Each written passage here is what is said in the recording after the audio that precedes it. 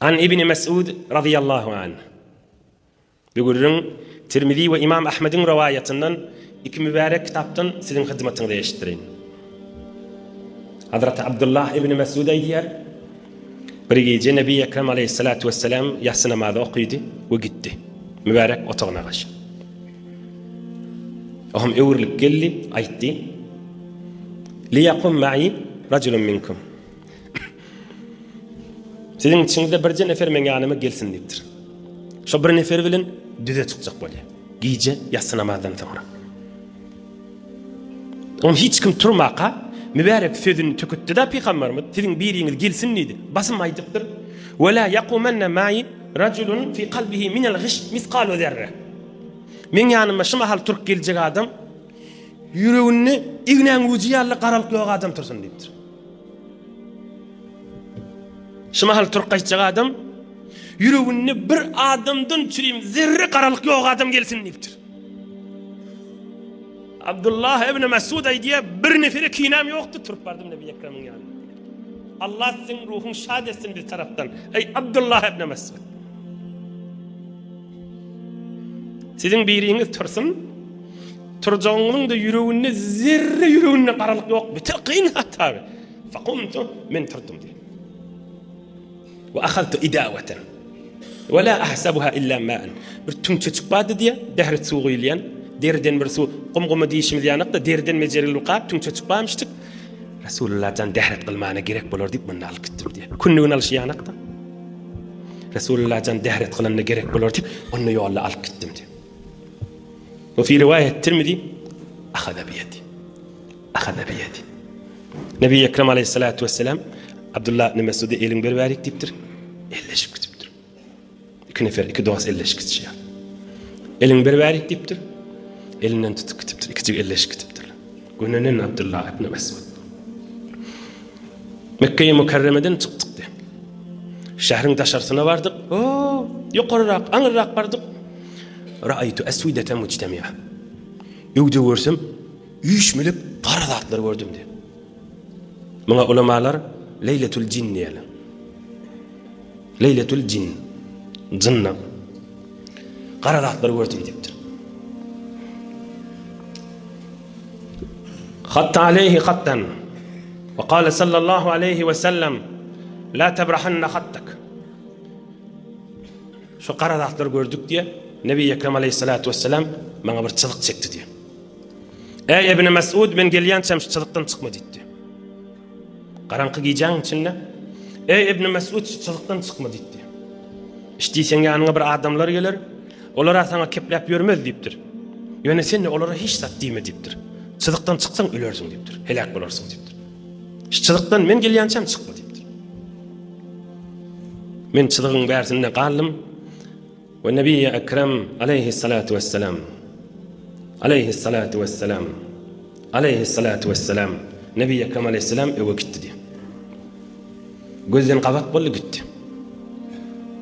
Ohum otiydim iz etani rical keennehum zıt. Ohum dudum diye çılığın bersinden bana kaşin bir toğır qararatlı geliyadi. İni hindi adamlan gelişiyalı. Eş'aruhum ve etsamuhum la ara avra ve la ara qişra. Ne bedelleri görünüyor, ne avratları görünüyor, namının şu dışları tüy deyiptir. Canlardanmıştık. Bana kaşin geliyerler deyiptir, menne xatın bärsinde dün deyiptir. Xatı yetip geçip bilmediler, durdular deyiptir. Xatın yanında durup, yine Nebi Ekrem aleyhissalatu vesselam'a kaşin gittiler diye. Menne gözler dünne. Hatta iza kana min ahiril leyl جاءني رسول الله صلى الله عليه وسلم ثم دخل علي في خطي فتوسد فخذي قلنا ابن مسعود جيجان آخر ولا دنقو يعني ولا نبي أكرم عليه الصلاة والسلام شلون أعرس أنن قل لي خطنا جشتي أهم من أيلغمي ران من أيلغمي يستغدب من قجوم ده يتدب يا دولقتا فتوسد فخذي من أيلهم ده يتدبتر مبارك كلسن قيدي فرقده وقايته والنبي أكرم عليه الصلاة والسلام كبلرت أوقصنا ينلجك تركمن خرق شبت ديه خرقنا اشتم رسول الله جان من أيلهم يستغرب يتقال ده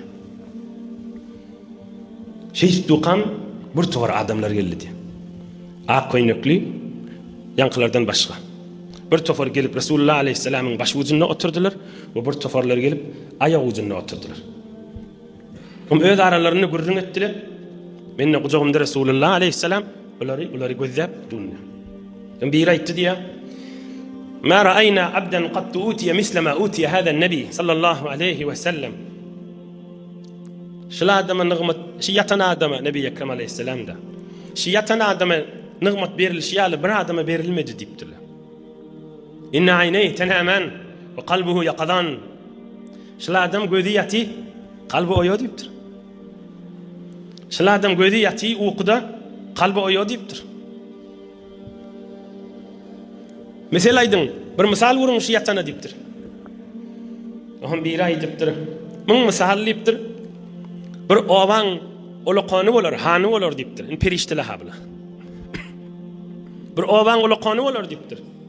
بر زرت بر نفری ایولر ديبتر. گت آوان چاغر اول چاقلق با قو بر keyifçilik karnın doyurmalı ulu sadaka va deyip ovan adamların jarçıkta çağır hemmesin adam kalmasın neydi qıyğır jarçık deyip birini iveriyenler diptir. Şoň misalşyl adam diptir. Munna aýtýa diptir. Şu çaqylyk, şu sadaka, şu doyumçylygy geleniňiz gelmediňiz azap görjeksiňiz deyip onu aýtýa düşündirýär diptir. Şu çağırýanyň kefini gulak asyp, kefin tutan adam gelip gönenip tada gülüşip garnyny öýürýär. Gelmedik adam azap görüyor. Şeytanın misala şu diptirler. Şey diyakına yankı perişteler gidiptir. Nebi Ekrem Aleyhissalatu vesselam derman oyanıptır. Nebi Ekrem Aleyhisselam'ın öyle aydıptır. Ey İbn Mesud diptir. Eşittinmiş lan aydan sözünü diptir. Eşittim ya Resulallah diptir. Manasını bildin mi diptir. Manasını Allah ve Resulullah gavrak bilir diptir. Açıklasan ya Resulallah diptir. Humul melaike. المثل الذي ضربوا الرحمن تبارك وتعالى صدقان ايسي برني آدملر çağırıya diyani ola Allah Azze ve Celal diptir. Bir jarçı bir qıyğıryançı birini iyi verdi o da Nebi Ekrem diptir. Her kim çaqılığını kabul etti cennete varacak diptir. Çaqılığını kabul etmeyeni iman nurunu girmese dozaq cehenneme varacak diptir. Şu mesele aydıp da gittiler diptir. Çaqılığı kabul edip kalbini diretip geçen adam Allah'ın nuruna girecek. Ve kalbi ölü olup geçen adam ingat hoş geçirelliği peyda vermeyecek. Kalbin diri olmak din gurrunu bilendir. Kalbin diri olmak ak nasihat eşitmek bilendir. Kalbin diri olmak Allah'ın dostlarının gurrunu eşitmek bilendir. Yaşa olurlar, savatlı doğurlar. Bir neçe zatlar bolýanlar özüň oturan ýerinde mutalaýa edeniň menen, özüň okanyň menen ol nury tapyp bolýan däldir. Şunu gowjetde düşün belli. Hamana bir özü Hudamyzmışdyk, özü öwrünip bilýänmişdik, özü zerinmişdik, sawada da barmışdyk. Öz zerinligi bilen, öz sawady bilen, özü bir neçe zat okasa hem nursuzdur, hem bir bereketli. Sadece açıklaýyn. Hiç kim şoň okan ilminden haýrlanyp bilýänlerdir. Özü bilimsiriyendir, hem de bilyendir.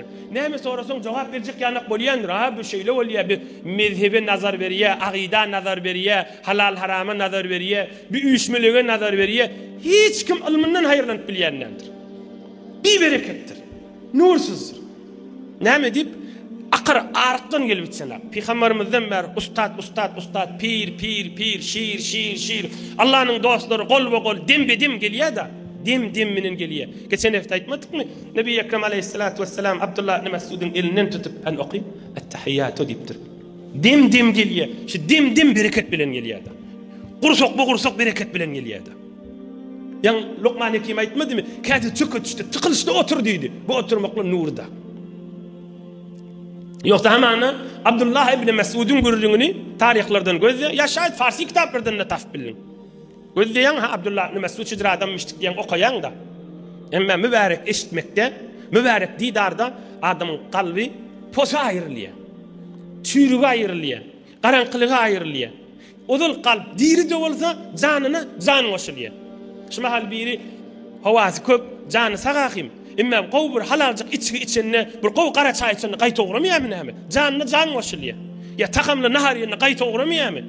Bir gördüňler olar diride bolsa janyňa janyň goşýar. Öli bolsa diriltýär da. Jay bolsa bir elinden tutup göberýär da şon. Hudaýa gaşyn, dine gaşyn, jennete gaşyn, Allah'ın rızayetine gaşyn, Hudaýyň hoşlugyna gaşyn. Özüm bilýän, özüm mutala etýän, mutala etmek bir hätçilik özüniň bir bilerçi hätti bar. Bilmeden çürüm gelinýär ki bir mübarek jeleselere. Nur artmadan çürüm gelinýär. Kuwat almadan çürüm gelinýär. Bilme boljak bolsa bir towarlar ruznamaň usulini bilinýär rahim. Inqat Qur'an-ı Kerim'in mucizelerinden hiç olmasa ruznamalarda okulýar. Kimin güýji artdy şonu okap? Kimin nuru artdy? Qur'an'da şeýle mucize bar diýe ýene goýýar kenarda majallan. Aytaýdyn majalleden görýär. Qur'an-ı Kerim'de şeýle mucize barmyş diýär. Ýene kenarda goýýar, ýene günahyny ötýär. Zerre nur alanak.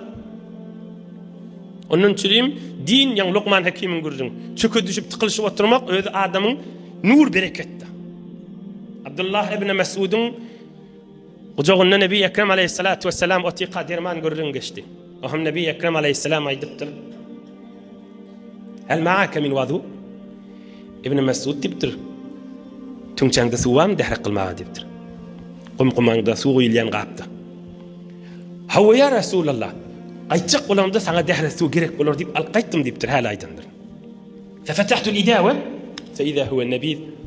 Açtım diýipdir. Görsem horma oklanan suwmuşdyk erti içerin diýipdir. Dehre suw dämişdik diýipdir. Utandyr Abdullah ibn Mesud öýlenýän. Faqultu ya Rasulullah wallah laqad akhadhtu al-idawa wa la ahzabuha illa ma fa idha huwa an-nabiy. Ya Rasulullah men wallah diýipdir dehre suw diýwallym diýipdir. Maňa horma oklamışdyk diýipdir. Men şu öýdül uğramyzda sana dehre suw bolar diýip alypdym diýipdir. Maňa horma atylmışdyk diýipdir. Odulla mübarek jelesede geçendir. Horma atıp erti içilýär, süýüji suw kuwat bolýar diýip. Qala sallallahu aleyhi ve sellem aleyhi azharu at-taslimat ve at-tahiyyat. Nebi Ekrem aýdypdyr. Temretun tayyiba ve ma'un tahur. Arasda horma süýüji suwdur getir dehre kıljak diýipdir. Eştensiňiz, eştennäldiňiz. Mezhep başymyz Hazreti İmam Ebu Hanife radıyallahu anh. Olay diýär. Bir suwa miwa oklansa, dinleň, bir suwa miwa oklansa, şoň suwuna dehre kılıp bolmaýar diýär. Näme diýip o suwlukdan çykdy. Oňa suw diýilmeýär, oňa ap miwe diýilýär, miwaň suw diýilýär. Ya bir miwaň suwa alınsa, oňa dehre kılıp bolmaýar. Ol suwlukdan çykdy diýär. Bir suwa üzüm oklasaň, oňa dehre kılıp bolmaýar diýär.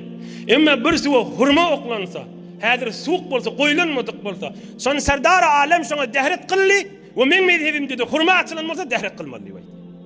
İmam Ebu Hanifeň delili. Mezhep başymyzyň delili. Her miwa suwa oklanylmasa şoňa dehre kılıp bolmaýar diýär. Näme diýip suwlukdan çykdy diýär.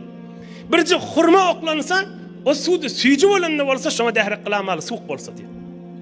Şon Leyletul Jinne, jin tatyşylan gijede İbn Mesud, Ebu Hanifeň qarry ustady peýgamberimiziň ýanyna mişdik we İbn Mesud aýtdy, peýgamberjan aýtdy, täze hurma, gowja hurma, tagamylja hurma, süýji suwda diýip dehret kıldy diýär. We men mezhebimde de hurma atylan suwda dehret kılan diýip aýtdy. Oham Nebi Ekrem aleyhisselam şu suwda dehret kıldy diýär. Oham mübarek turdy, namaz okuymadan çyrim. Görünüp duran ýagdaýda erti namaz. Oňa çeli yankı jyllardan 2 nefer geldi diýär namazda durmaka. Qala ya Rasulullah inna nuhibbu an ta'ummana fi salatina. Biz ikimiz geldik diýipdir, sana üýesimiz gelýär diýipdir. Ikimiz geldik diýipdir, sen ýylyňda üýüp namaz okuýasymyz gelýär diýipdir. Fasaffahuma sallallahu aleyhi ve sellem halfa. Thumma salla bina aleyhi salatu vesselam. Nebi Ekrem aleyhi salatu vesselam ol iki jynna ýyzyna goýupdyr. Am üçüýmize imam namaz okuýdy. Namaz okuýdyk, salam berdi, tamam boldy. Ol iki jyn gitdi diýär. Qultu ya Rasulullah men haula? Qultu men haula ya Rasulullah? Ya Rasulullah kim boldy öten aşymky? Üçmülekle, garaňkylykla, garala. Ey cemaatler, Nebi Ekrem aleyhisselam'ın derman aýdan jogabyny berdiň. هؤلاء جن نصيبين جاءوا يختصمون إلي في أمور كانت بينهم جاءوا يختصمون إلي في أمور كانت بينهم Bular nasibin yani yurdun jyllary diýipdir. Şigelen jın diptir, iki bölük bolup gelirler diptir. İki tayfa ulukon jın bir dada davaları bolup gelirler diptir. Nebi Ekrem aleyhissalatu vesselam ahir zaman peygamber qazi edeyli, ahir zaman peygamber hakim edeyli. Muhammed Resulullah aleyhisselam aramızda hükmü sünnip davalı bolup gelirler yanıma diptir. İkisinin de davalarını eşitip aralarına hükümlerini kestim gittiler diptir. Buna diyale Nebi-i Sakaleyn, ınsıcının peygamberi diyale aleyhissalatu vesselam. Davalı bolup gelirler diptir. Nebi Ekrem aleyhissalatu vesselam näme hükm isteşem razi dik gelirler diptir. Ohum diptir ya Resulullah İbn Mesud'a diptir. Ya Resulullah diptir. Hallisin barik geliyakan bir ses iştim, o ses näme diptir. ما هذه الأصوات التي سمعت؟ قال صلى الله عليه وسلم أصواتهم حين ودعوني وسلموا علي والسلام عليكم ديب من hoşlaştılar şöyle seçtensin diptir. Aman Allah yarın tamam var. Hoş anno berzat. Men hoşlaşan sesler diptir. Sen eştem oradan sonra seçtensin diptir.